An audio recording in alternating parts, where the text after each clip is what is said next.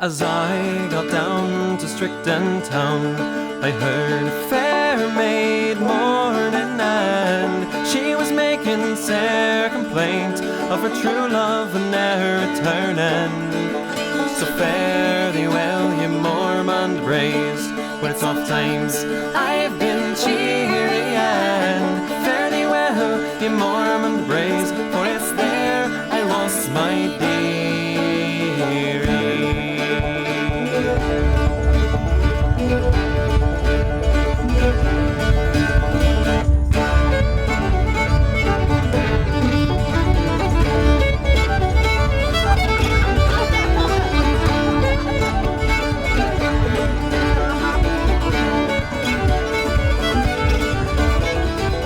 There's as good fish in the sea as anyone yet taken, so I'll cast my net.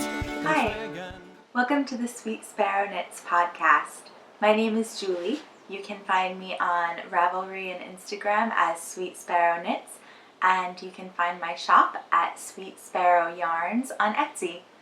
This is a podcast about knitting and trying to live a creative life.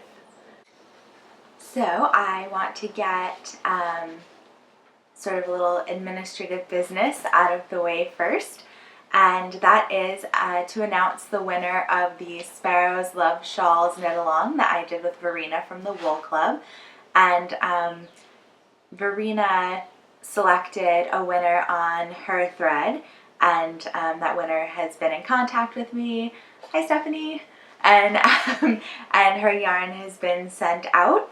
So the winner from my thread is, I'm sorry if I'm not pronouncing this correctly, Archeo. Katie. Her first name is Katie. So get in touch with me and you have won 3 skeins of your choice from my shop. Let's get right into the knitting because I have a lot of works in progress. A lot. So, first up, oh, there goes one of my yarn balls. Oh well. First up is the Lillypilly wrap. I got a lot of work done on this. I attended the Knit Local Getaway recently, hosted by Sarah of the Yarns at Ian Who podcast, and I brought this project along as one of my projects to work on.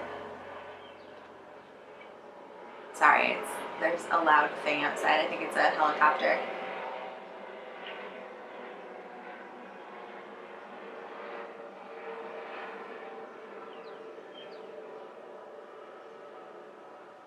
Okay, hopefully it's gone. So here's where I am on my Lillypilly wrap. I'm knitting this in O Wool O Wash fingering in the colorways Black Bear, Pearly Muscle, and Silver something. Let me take a look. I have show notes and everything. Silver Maple. So when I started knitting on this at the Knit Local Getaway, I was 35 stripes into this striped section, and it needs a total of 100 It needs a total of 100 stripes, and this little progress keeper is the 50 row point, or the 50 stripe point. So I believe I'm at about 70 stripes right now. So I'm really making progress on this, which is exciting because the lace panel at the end is relatively narrow. The lace panel at the end is the same width as the first striped panel. So the last lace panel is essentially half as wide as the last striped panel. So I'm really hoping to get this finished pretty soon. I would love to get this finished and count it for Stash Dash, which is being hosted by the Knit Girls. I'm sure almost everybody knows about Stash Dash, but if you don't, essentially it is a knit along that goes on The first day was this past Friday, May 26th, and it goes until August something. I want to say 20th, but I'm just pulling that date out of the air, so it could be completely wrong. And basically there are different levels. You can try to knit 1 kilometer, 3 kilometers, 5 kilometers, 7 kilometers, 10 kilometers, or 15 kilometers. And that can be knitting, spinning, crocheting. That's how much you need to knit out of your stash. And they're very generous, the Knit Girls, with their stash rules, in that as soon as something enters your possession, it counts as stash. So it doesn't matter if it's something that you acquired, halfway through the knit along, or whether it's something that's been in your stash for years. So go over to their podcast. They did a whole episode just about Stash Dash. So they are explaining it a lot better than I'm explaining it right now, which is not well at all. I don't really know if I'm going to do Stash Dash, just because as it is, I have not had a lot of knitting time. I'm still working on finding my work-life balance as someone who is newly full-time self-employed. I have a tendency to be a little bit of a workaholic anyway.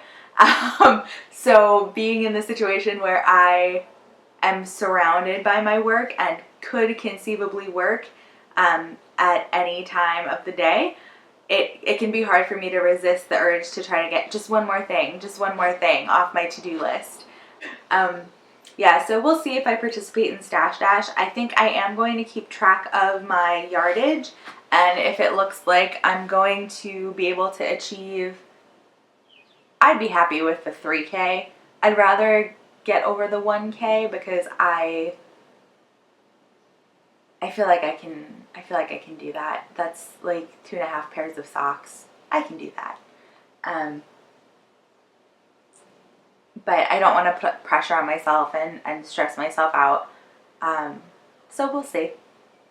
That was just a really long way of saying we'll see. So that's my first work in progress. Okay. My next work in progress is a new cast on. I have finally cast on a Find Your Fade shawl. And I love it. It's so much fun. I love knitting on this. Unfortunately, I stopped in the middle of a row for some reason, so sorry about that. But I think you'll still be able to get the idea. It's so pretty. Okay, so the first, did I just show you the wrong side? Yeah, I did. Oh, it's so pretty. I just love it. It's not the world's most intuitive pattern, but I think that's honestly just because I've only been working on it lately in the evenings. I like to knit before I fall asleep, so I knit on this in bed a lot. I recently got a reading pillow, which we always called them a husband. When I was growing up, like, it was your husband pillow. Ew, air quotes. It was your husband pillow. Because if you had said a reading pillow to me, I wouldn't have known what you were talking about. So it's, I'll just put in a picture of it. I'll insert a picture here. And it has made my bed knitting experience much more pleasant. So if you like to knit in bed, I highly recommend one of these. So let me take you through the colors that I am using in my fade. So this first color is my own yarn. This is Sweet Sparrow Yarns on the Magpie base in Sugar Plum Fairy. And it fades into Julie Azalin yarns. I can't remember the name of this base. Piccolo. I think it's an 80-20 superwash merino and nylon in the shiitake colorway. and I'm just finishing up the lace section in that color. And then the next color, which I am so excited to put into my shawl because I love this yarn so much. This is Stress Knits in the Sweet Disposition colorway. Oh, you guys, it is just so beautiful. I purchased 2 of Stacy's skeins of yarn. There we go. I purchased Sweet Disposition and I purchased Solstice. And I bought these when I was on the bus home for Easter with my brother. And Stacy had announced that she was going to be doing an update that day. And I'm like sitting on the bus refreshing like a mad woman. And of course, we go into the tunnel out of New York right when the update is going to post. And the whole time that we were in the tunnel, you know, sitting in traffic, I'm like, oh no, all the Sweet Disposition is going to be gone. All the Solstice is going to be gone. But through some like bizarre Etsy quirk, there was an issue with the listing where whenever someone tried to put it in their cart, and this is the listing for Sweet Disposition, it would say that there was none left. And I messaged Stacy on Instagram, and I was like, hey girl, trying to buy this yarn. It says there's none left, but then it's still in your shop. Help! And she fixed it. I don't know what the issue was. Etsy can be a little glitchy. And she fixed the problem, and I bought that yarn so fast.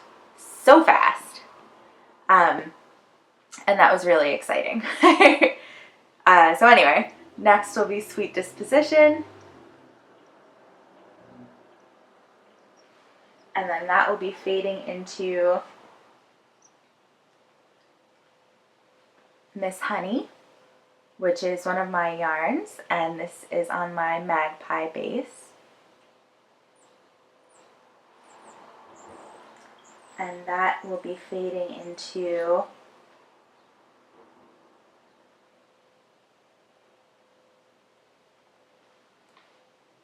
Strawberry Swing, which is another one of my yarns, and this is on my Gosling base.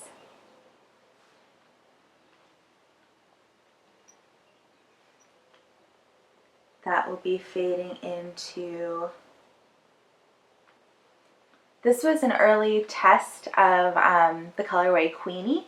It's a little bit different than I ultimately decided to make the color. It's a little bit darker. And I don't remember whether I added the metallic rose gold speckles on this one. Oh yeah, I did. There's some. Yeah, so that should be very pretty in my shawl, and I'm excited about it.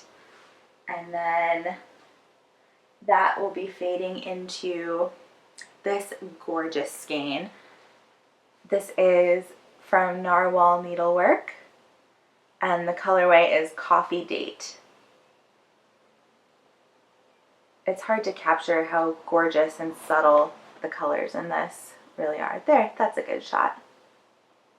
This skein has been in my stash for about 1.5 years because it's one of my like treasured skeins, and because it's so light in color, I didn't want to make socks out of it. I wanted it to be in something where it would be treated a little bit delicately because I love it so much, and because it's largely undyed, you know, cream or off-white. And I wanted something that would really show it off. And I think having this as the last color in my fade will be so pretty. I love it. So that's my Find Your Fade shawl. My next work in progress are my mini egg socks. So I have my first mini egg sock off the needles, and this is from a sock blank of mine. This is Sweet Sparrow Knits Nuthatch sock blank in the mini eggs colorway. Mine's all rumpled from being in my bag. This is my purse knitting, so it's constantly being shoved into bags. So I've got the first one off the needles. It just needs a heel. Ha. No, I'm going to do my heels, you guys. You guys were so funny about the afterthought heel situation that I have, where I knit socks. They need afterthought heels. I just don't put them in. I just don't do it. Got a whole little basket of them. So I think what I'm going to do is have afterthought heels as my train knitting. Rob recently moved to Montclair, New Jersey, which is a little bit of a train ride for me. It's actually just about the same as my commute was when I was working in the city. So that gives me a good amount of knitting time, and I go over to his place probably twice a week, sometimes more, sometimes less, but that should give me a good amount of knitting time to put in afterthought heels. So that's my strategy, because I have so many pairs of socks that need heels, and I love hand knit socks so much that it's just silly for me not to finish them. Anyway, here is the second mini egg sock. I really love these. I can't wait to wear them. They remind me of, obviously, mini eggs, but do you guys remember those like pastel mini marshmallows? They remind me of a hot chocolate with those, with the pastel mini marshmallows. I'm really enjoying knitting on those. That's kind of my mindless knitting, my knitting that does not require a lot of concentration. So if I only have a few minutes to knit, or if I'm like at a board game night or something, then this is what I'm usually knitting on. And my last work in progress is my granny stripe blanket. So my granny stripe is growing. It's so pretty. I love it. I really love it. I completely enjoy working on this project. I brought this with me to the Knit Local Getaway as well. And I got a good amount done on it while we were there. I also wanted to show you guys an acquisition that I acquired for this project. So I wanted to get a crochet hook that had sort of a more ergonomic handle than the one that I had been using, which was a Clover, I think, Soft Touch. It's like one of the squishy plastic ones. And it was comfortable to hold, but I just couldn't hold it for a long amount of time. And I really like to work on my crochet blanket in, large blocks of time where I feel like I can get a lot of progress done. So I purchased this beautiful, beautiful crochet hook. And I bought this from, who did I buy this from? The Unraveled You, I think. If that's not right, I'll put it here. So I purchased this hook, and this is a bloodwood hook, which sounds very sinister, but it just means that it's from that kind of tree. And I purchased a size E hook because that is the size that I use for my blanket. And I absolutely love it. I can now crochet on my blanket for hours at a time without any pain in my hands, pain in my wrists, nothing. So I'm moving right along on this. I'm really looking forward to being able to snuggle up under this. I would love to have this finished by next winter. I think is that doable though? I'm thinking about it, and I started this when Jacqueline and I were having our Christmas slumber party, and We're already almost into June. We'll see. I won't stress myself out about it, but it is a project that I am really looking forward to having the finished object. As much as I love the process of it, I also know that I will really love having this blanket. So as I mentioned before, the Knit Local Getaway is hosted by Sarah from the Yarns at Yin Hu podcast. And last year, Jacqueline from Brooklyn Knit Folk went to this retreat, and she said it was just magical. And I thought about signing up for this year, and then I don't know, I just forgot, basically. I was in a pretty big period of transition in my life, and I just didn't get around to signing up. But then a spot opened up, and I had emailed Sarah. Well, I guess Jacqueline actually emailed Sarah. That's not important. We got in touch with Sarah, and the spot had been filled, and then about a week and a half or 2 weeks before the retreat, Sarah emailed and said, hey, a spot opened up if you are interested. And I'm not good with dates. I have a very difficult time visualizing when dates are, and I also am very bad with digital calendars. For some reason, I need a paper calendar, which is why I have my planner. Because if it's not on paper,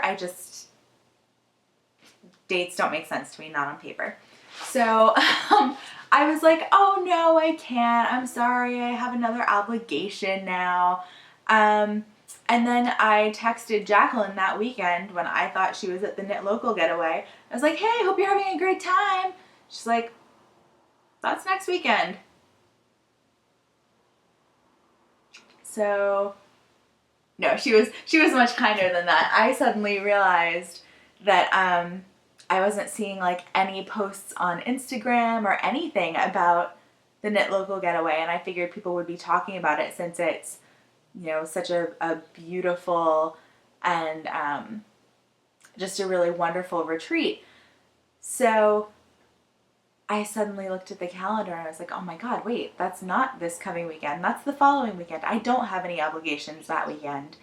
And I emailed Sarah very quickly. I was like, sorry, I got the dates confused. Is the spot still available? And thankfully it was. And I signed up immediately. And it was great. Murphy. Now we have all kinds of things happening. Murphy is on his scratcher. There's a loud car outside. It's a free-for-all. Murph, come here. I'm going to try to get Murphy to come over and say hello. He's really busy sitting on his scratcher. Come here, bub. Murph. He just woke up from a nap, so he's not quite awake yet. Anyway, so I went to the Knit Local Getaway. I carpooled with Jacqueline and our friend Tanya, who had the Knitting Spring podcast. So we drove up together, and it was amazing. The retreat officially started mid to late afternoon on Friday, and we began making the trip up on Thursday morning. So we had just a wonderful time taking a nice leisurely ride up.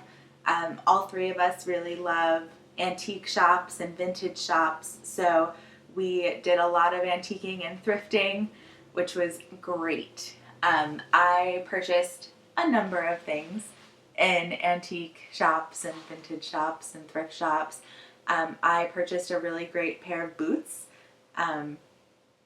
which I absolutely love. I think of them as my Secret Garden boots because they remind me of something that Mary from the Secret Garden would wear, which puts it like right on the top of my list of what I want to wear if I think Mary would wear it.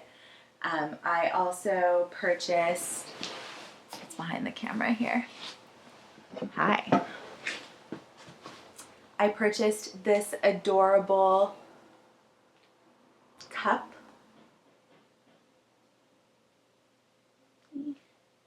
Focus. There we go. With a little chipmunk on it because I think chipmunks are so cute.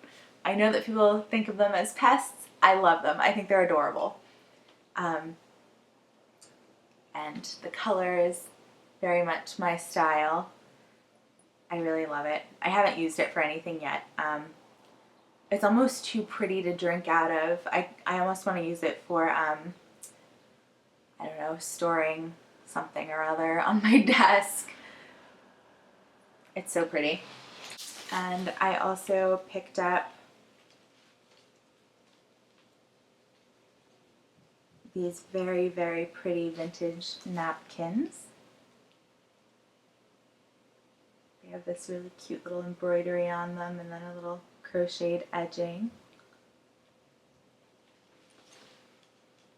I really like these. I think they're so pretty.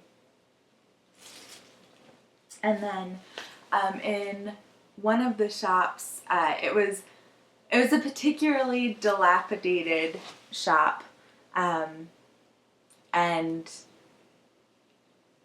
it definitely it it was definitely somebody's sort of hobby business. I can't imagine that it's particularly lucrative, considering that it was very difficult to sort of walk around in there.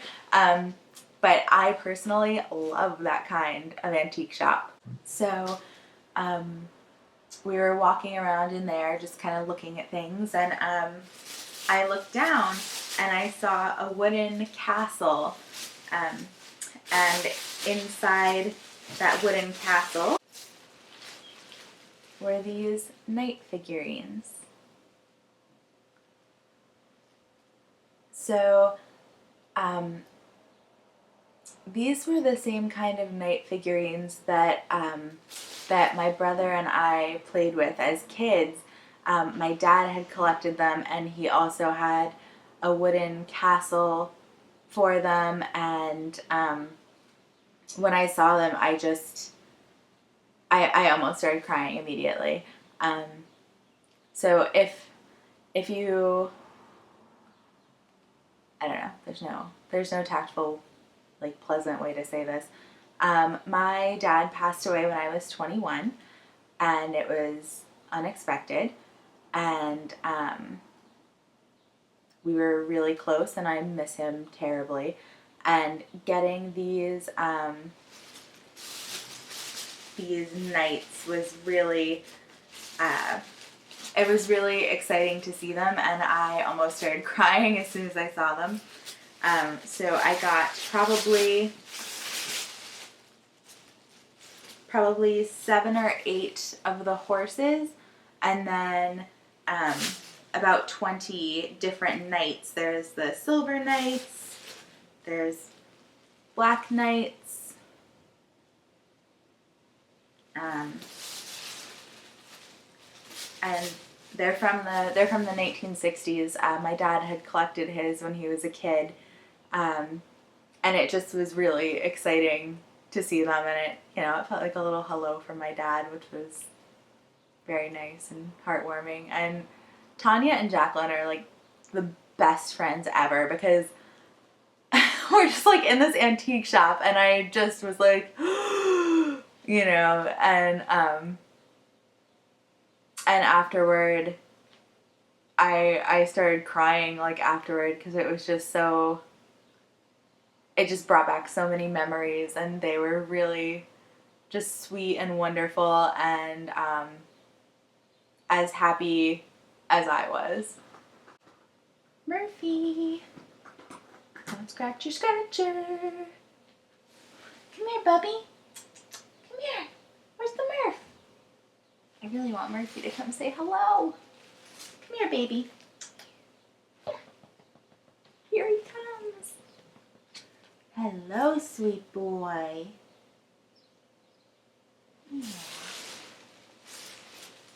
Here he is. Here's the Murph.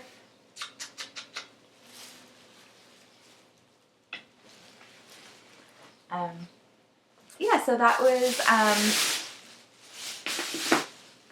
was the majority of what I purchased at antique shops. And then when we were at the Knit Local Getaway, it was just the best. Jacqueline and I were in a room together, and we had just so much fun.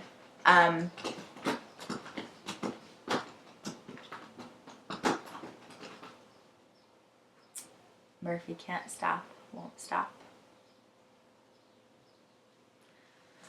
So Jacqueline and I shared a room, and we had just such a great time. It was such a wonderful group of people. It was the perfect balance of activities and, going to the various farms and just having time to enjoy and all sit around the big room in the cabin where we were staying and just enjoying each other's company and knitting. And it was so great. I already can't wait until next year. So I did make a few purchases there as well.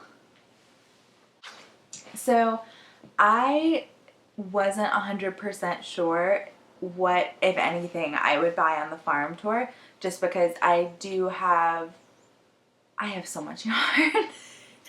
And I think for me it was the kind of thing that I just needed to see what grabbed me and what I just couldn't live without.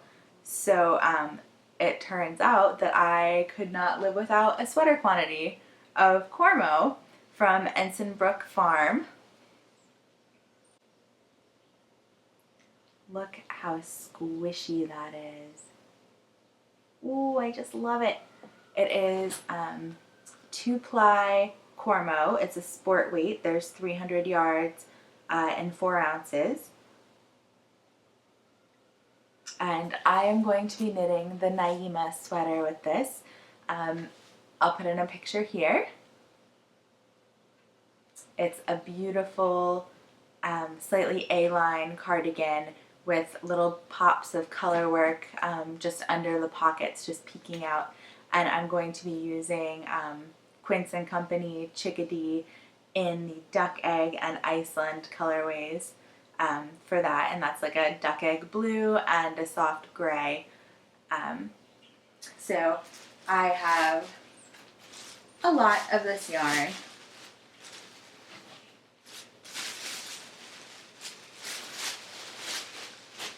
So I purchased 6 skeins. Here are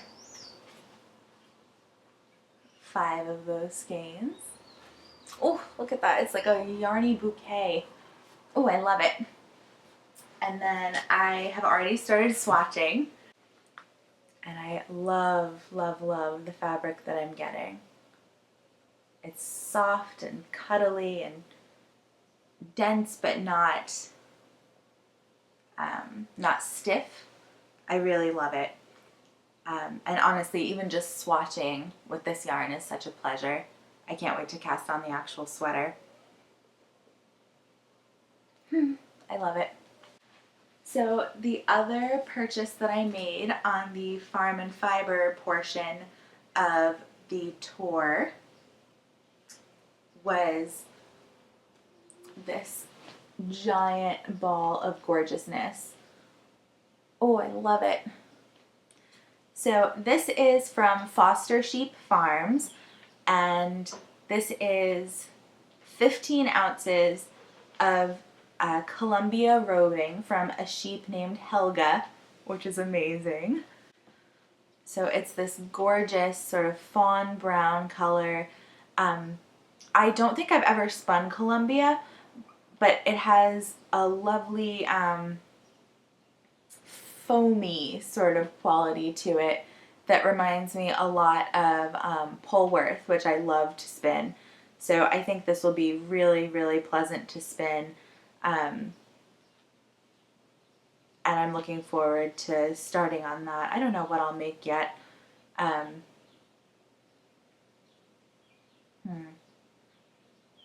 15 ounces.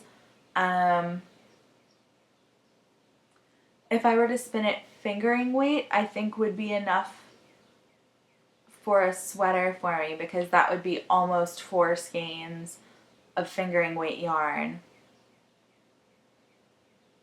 I would love to spin this at fingering weight and just turn it into a simple pullover. I just got real close to the camera, sorry. I would love to spin this into a fingering weight yarn and knit a simple pullover, but I think it also would be really beautiful in sort of a traditional hap shawl. So I think I'll aim for fingering weight and we'll see how much yardage I get. But I think it's going to be a very pleasant spin, just from doing, you know, sort of a minimal bit of pre-drafting from one end of the fiber. I think it'll be really, really nice to spin. Here, let me show you what I mean. Like, it has this great sort of grip to it, and yet it also isn't sticky. I'm not sure how much that'll actually help you get an idea of what I mean, but it's not slick the way that a superwash merino is, but it also isn't, it doesn't grip itself the way that a long wool like a Wensleydale would. So I think this is going to be a lot of fun to spin. It's very soft, and I'm really looking forward to knitting the yarn from this and wearing the finished object eventually. I also purchased two, I can't think of what they're called, Zauber balls? I think that's right. I purchased 2 of those from a yarn shop in Saratoga Springs. I think it's Saratoga Springs. Oh my god, I'm a mess. So I purchased 2 of those from a yarn shop in Saratoga Springs, and those will be really fun for socks or mittens or something. They just really caught my fancy. What am I reading and watching? So let's start with listening, general listening. So that's going to be both audiobooks and audio podcasts. So for audiobooks, I recently finished The Midwife's Revolt by Jodi Daynard. And this was the story of, it's fiction, but it has actual historical characters and events in it. It takes place in the Revolutionary War. And it's the story of a young woman who becomes a midwife during the Revolutionary War. And it's a really great book. I really enjoyed it. I started reading this, listening to it, because I had recently finished one of the Philippa Gregory books on Audible, and I subscribe to a service called Scribed, which is similar to Audible. It's a little bit less expensive. However, the selection is not quite as good. So I found The Midwife's Revolt from a recommendation from a Philippa Gregory book, and I really, really enjoyed it. It has a strong female protagonist. There's a little bit of a romantic element to it as well, but it's certainly not, it's not the main thread of the plot by any means, which I enjoyed. I mean, I love a good romance. Not to be too cliche, but if I were a Sex and the City character, I would be Charlotte, because like the second 2 people meet, in my mind, they're like already madly in love and are going to be happily ever after. But I do enjoy when historical fiction is not based around romance. And when fiction in general is not based around romance. If it's a side element, great, but I really enjoyed this book and the strong female protagonists. And I'm actually about to start the second book in this series, the name of which is escaping me right now. But Yeah, that was really good. I would recommend that. I think I listened to it in like a day and a half because I had a lot of yarn dyeing to do, and it was the kind of thing that it was very easy to keep track of what was going on. It's an easy read. Um, and I am currently listening to Ready Player One by Ernest Cline, read by Will Wheaton, and I'm really enjoying it. it's it's definitely written for a specific audience. I happen to be part of that audience because I do have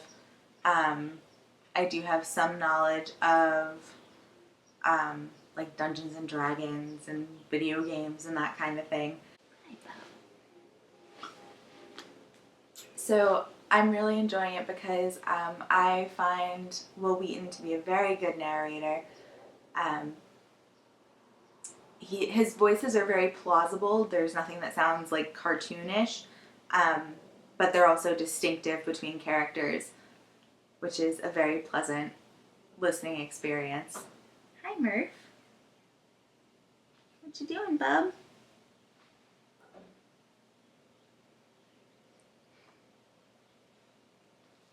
There he goes. So another thing that I'm listening to are audio podcasts. And I started listening to the podcast My Favorite Murder because I heard Stacy from Stress Knits mention it on her podcast when she introduced her colorway Stay Sexy, Don't Get Murdered. And Katie from Inside Number 23 also has mentioned this podcast. And I do tend to like crime stuff. I enjoy things like forensic, what show is it? Criminal Minds. I enjoy Law and Order. But more than that, I think what makes My Favorite Murder such a good podcast, in my opinion, is the hosts. It's hosted by Georgia Hardstark and Karen, Karen Kilgariff, and they are so funny. They're both comedians, and which sounds like a weird thing for two comedians to be talking about murder, but they are both, they're very smart, and they talk a lot about kind of what it's like being a woman in today's world, and the fact that you are expected to behave a certain way, and that a lot of what makes women particularly vulnerable to criminals is that we're raised to be polite, and even if a situation makes you uncomfortable, it's sort of ingrained in us to be polite in that situation and not just be like, I don't like this, goodbye. So they talk about that quite a lot. And they're just really funny. And their podcast is a lot of fun to listen to. And Georgia also has two cute cats, Elvis and Mimi, which is great. I automatically like anyone even more if they have cats.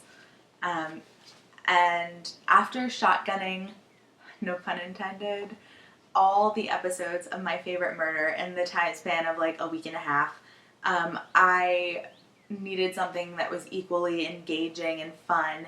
So I started listening to back episodes of the podcast Slumber Party with Allie and Georgia. And that is a podcast that Georgia Hardstark also used to host. They haven't updated in a long time, but the back episodes are really funny. And it's basically just, chatting with the two hosts and sometimes guests. And they talk about things that you would talk about if you were at a slumber party. So that's a cute podcast. I recommend that. Not for children. Obviously, My Favorite Murder is not for children, but the name Slumber Party could be deceiving. It is also not child friendly. And then, as for what I'm watching, obviously I am watching a ton of Escape to the Country. That's like my go-to.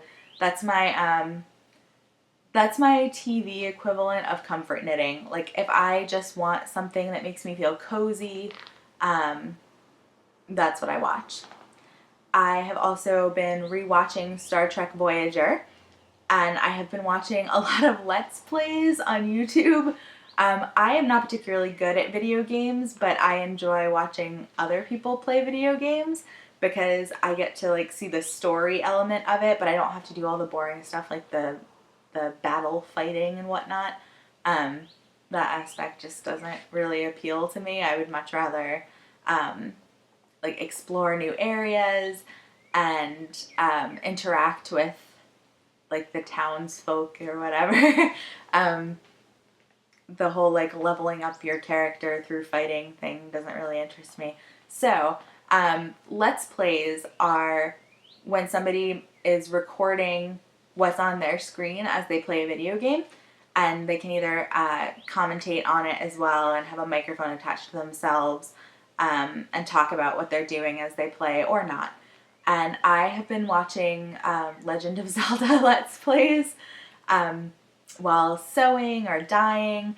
I recently watched one for the Legend of Zelda game, The Wind Waker, and then I also have been watching one for the more recent reboot of the Nintendo 64 game, The Legend of Zelda Ocarina of Time, which is one of my favorite games ever. And actually, that leads us right into shop stuff. So, because I have been watching these Let's Plays, I was inspired to dye up some colorways based on The Legend of Zelda. So, this colorway is Navi. It's based on Link's little fairy companion, and it has areas of undyed off-white and areas of this beautiful soft lavender, and then it's speckled all over with this beautiful amber gold color. And this will be available on my Magpie base. I love this. I can't wait to cast something on with this. And then also inspired by The Legend of Zelda, I have a new self-striping colorway. This is called Fairy Fountain, and it was inspired by the Great Fairy Fountains in The Legend of Zelda, which are basically these secret hidden chambers where the great fairies exist, and they'll like give you gifts and like heal your life energy or whatever. But I always thought that the colors in those places were so beautiful. And as a kid, I would watch my brother play The Legend of Zelda Ocarina of Time.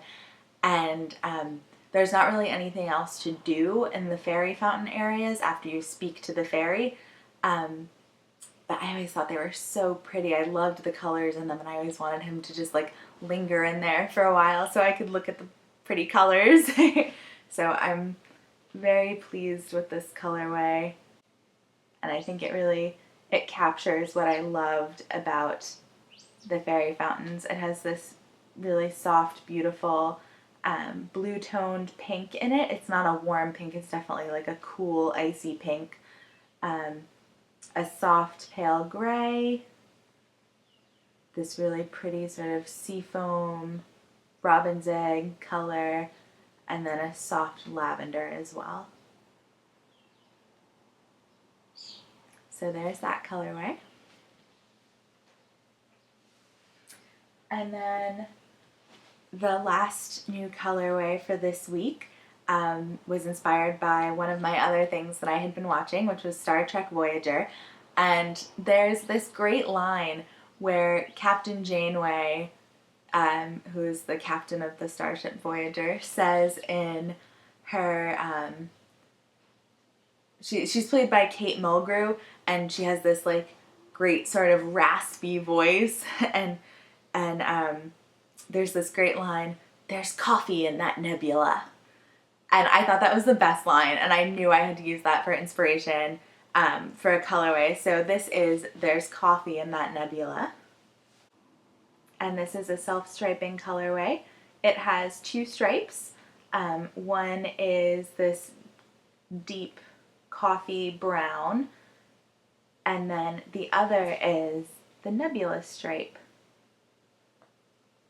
I'm going to see how close I can get this and still have it focused. There.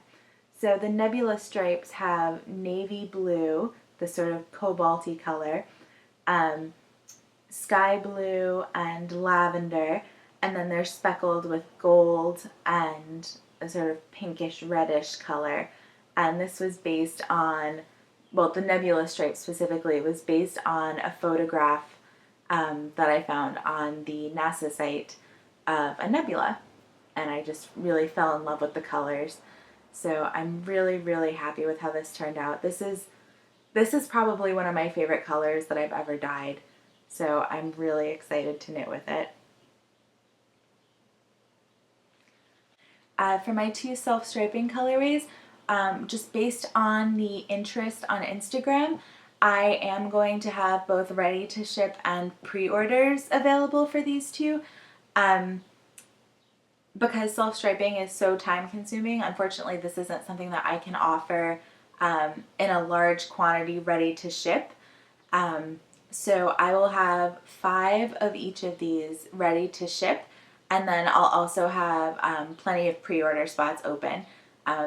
It's really important to me that everybody who wants a particular colorway is able to get it, because I fall in love with colorways the same way that I totally fell in love with the 2 colorways from Stacy of Stress Knits. I totally understand that feeling of being like, oh, I need that. Why wasn't I fast enough? How did I manage to not get that?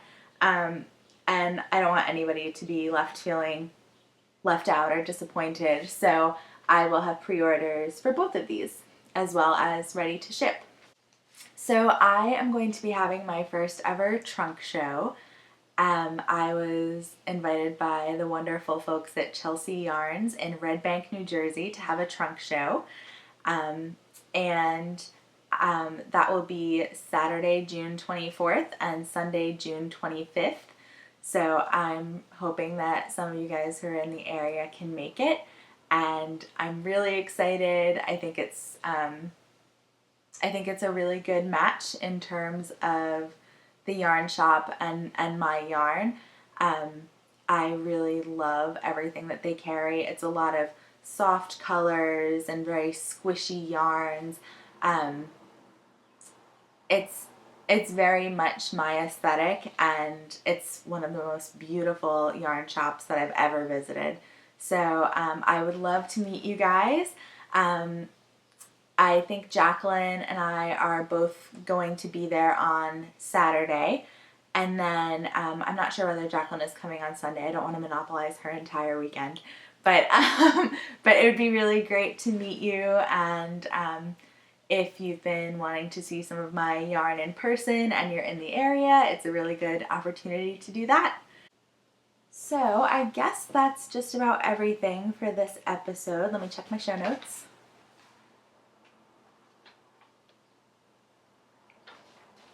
Yes, it is. So I think I'm going to spend the rest of the day dyeing some yarn, and then editing this podcast, obviously, and then maybe some knitting on my Find Your Fade. And I will speak to you guys soon. Hopefully I will be recording again either Friday or Saturday of this week. Probably Saturday, because I don't think I'm going to have all that much done by Friday to have it be worth showing you. But I look forward to talking to you then. And I will talk to you soon. Bye!